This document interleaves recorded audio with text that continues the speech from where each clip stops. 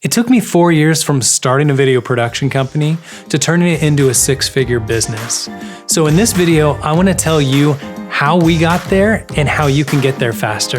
So let's dive right in. So the first thing that got us to building a business that got past that threshold of 100,000 per year was building a network.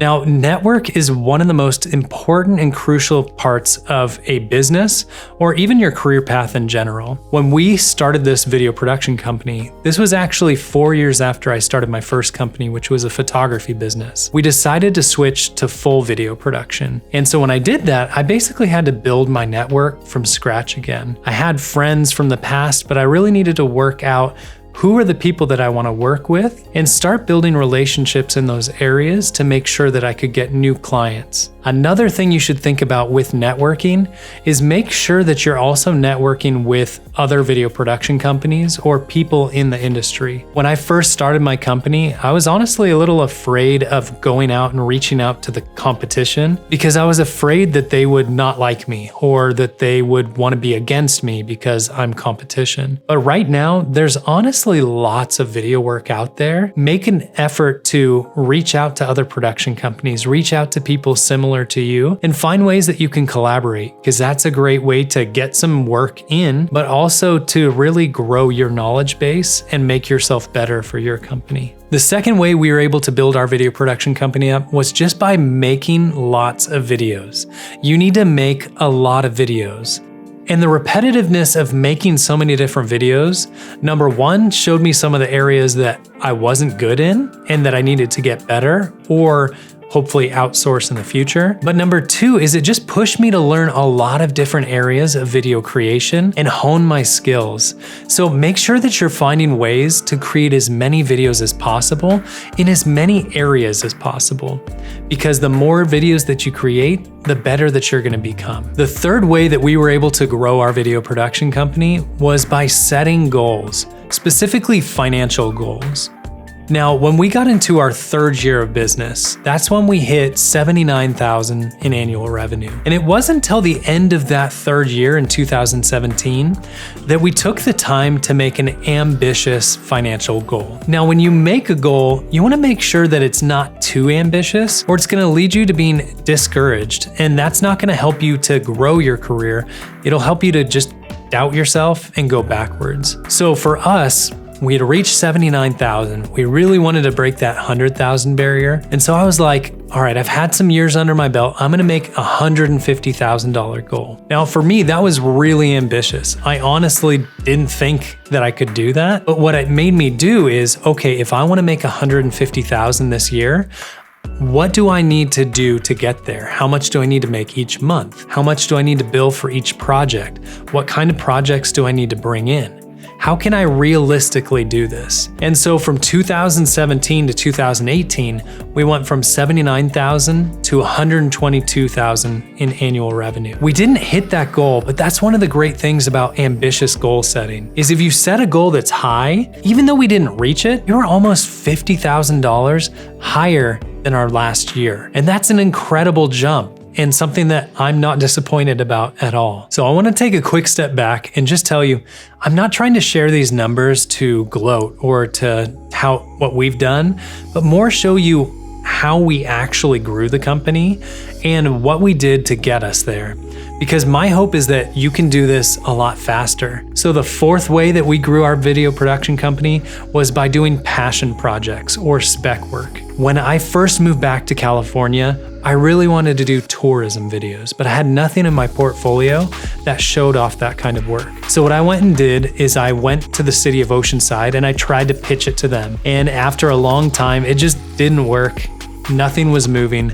So I decided I'm gonna make this video on my own.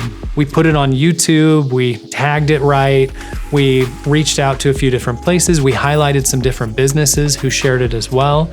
And that video ended up getting thousands of views. I think in the early few months, it got 25,000 views. What that did is, first of all, it was great touting of what I could do, but it got me notoriety. Someone from the county of San Bernardino, they found that video and they needed to make a tourism video themselves. And so they ended up reaching out to me about it just because they saw my video. Well, that turned into my first ever $15,000 project. And for me, that was huge. But for the county, that was small. That wasn't a huge project. And so they were stoked to have me create something that was not on the high end of their budget. And then the next year, they gave me a $25,000 project. And the year after that, we did another $25,000 project, all from creating this one spec project, this passion project. So make sure that you're doing those kind of projects because those can really help you to grow your business and find new opportunities. Let's say there's another area that you want to do. For you, it may be a music video. If you have nothing in your portfolio that shows you can do that kind of work, it's going to be hard to get people to pay good money to hire you to do that. So make sure that you're thinking through what are those projects that you can be creating that's going to help you get the work that you want to create.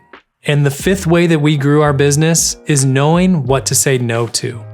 So when I first started my photography business in 2010, someone told me, you can't or shouldn't be a Swiss Army knife. And so what they meant by that is you shouldn't do everything. Me, with my arrogance and pride starting a new business, I was like, yeah, that's for everyone else, but I am a Swiss Army knife. I can do this. Let me just be honest with you and tell you, no, you shouldn't be a Swiss Army knife. I did wedding photography. I did portraits. I did senior portraits. I did infant portraits. I did sports photos. I did as much things as I could. Anything that was gonna pay me, I went out to do. And what I found is it spread me too thin. My portfolio was scattered. It was all over the place. And it didn't really help me to find exactly the right clients that I wanted to find. So with that said, when I started the video production company, I realized, number one, I don't wanna do weddings anymore. So that's just not an option.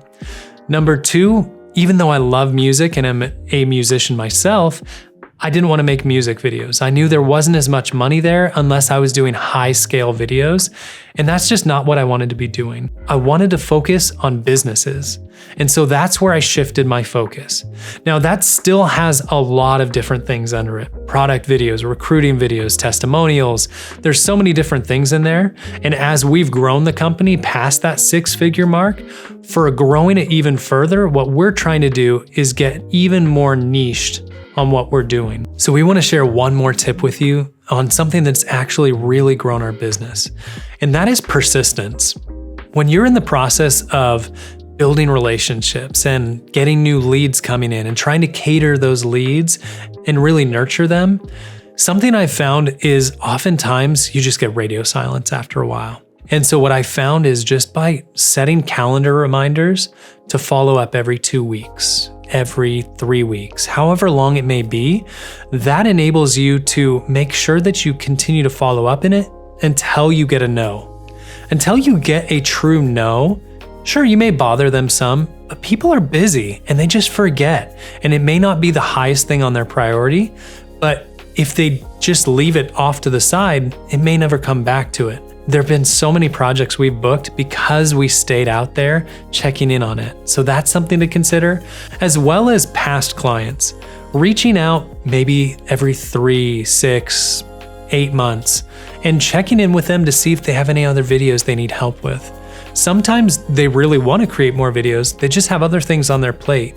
So keeping yourself in their mind will make them come back to you when they're ready. If these tips have been helpful for you, make sure you check out our next video, which is how to start a video production company, our top 10 tips. Until then, we'll see you next time.